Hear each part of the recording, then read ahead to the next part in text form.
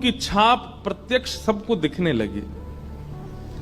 अब ये तो थी उनके ऊपर कृपा, लेकिन इससे क्या हुआ कि वे महात्मा लौट करके जब अपने आश्रम आए तो उनके गुरुजी ने जब उनके माथे पर देखा तो वो बोले, तुमने अपने गुरु के द्वारा दिया हुआ चिन्ह बदल दिया, हमने जो तुमको तिलक दिया तुम वो क्यों नहीं लगाते, ये क्या लगाए घूम रहे हो।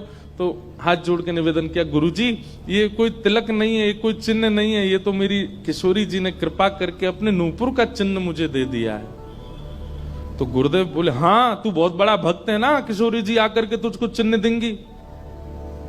कोई माने नहीं, सब बोले जाओ इसको मिटा के आओ और जो मैंने तुमको चिन्ह दिया है वो लगाओ। अब पहले तो उनके हाथ कांपे कि मैं इसको कैसे मिटाऊं, लेकिन गुरु आज्ञा से ऊपर कोई नहीं। देखो ये गुरु निष्ठा होती है। किशोरी जी ने भले ही चिन्ह दिया, लेकिन गुरु आज्ञा है तो ठीक है।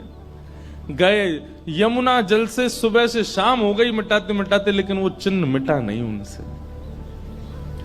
शाम को लौट करके आश्रम आए तो गुरुजी बोले, मैंने तुझे सुबह टोका था ना ये चिन्ह मिटा के आ, और तू अभी भी नहीं मिटा रहा। बोले गुरुजी मैंने प्रयास तो बहुत कर लिया लेकिन ये मिट नहीं रहा है। तब भी उनके गुरुजी माने नहीं।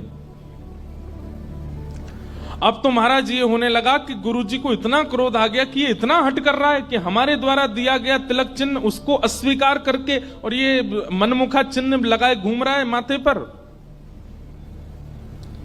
गुरुजी ने सब अपने परिकर के लोगों को बैठा करके पंचायत करी आश्रम में। बोले इसको निकालो, जब हम में श्रद्धा नहीं, हमारे स्वरूप में श्रद्धा नहीं, हमारे तिलक में श्रद्धा नहीं, तो क्यों रहता है यहाँ पे। वो रोते रोते बोले, गुरुजी मैं सत्य बोल रहा हूं, ये किशोरी जी ने चिन्ह दिया है और मैं खूब प्रयास कर रहा हूं। नहीं तो आप प्रयास कर लीजिए, ये मिट नहीं रहा है।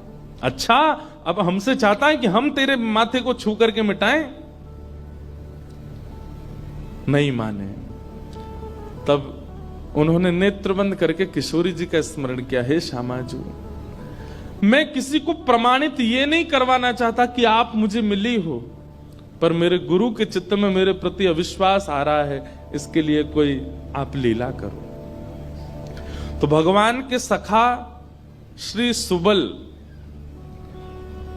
सुबल जी की ये आराधना करते थे। ये जो महापुरुष थे ये ठाकुर जी के सखा सुबल का चिंतन करते थे कि कभी मैं ठाकुर जी से मिलने का मन हो तो ये सुबल का चिंतन करते थे कि सुबल कभी कृपा करेंगे तो मुझे ठाकुर जी से मिला देंगे। ऐसे सखियों का चिंतन करते हैं किशोरी जी के दर्शन करने वाले, और सखाओं का चिंतन करते हैं ठाकुर जी का दर्शन करने वाले। तो ये सुबल का चिंतन करते थे। तो किशोरी जी ने सुबल को बुलाया। सुबल आए, श्यामाजू आज्ञा करो। बोले आपको हमारा एक काम करना है। एक महात्मा पर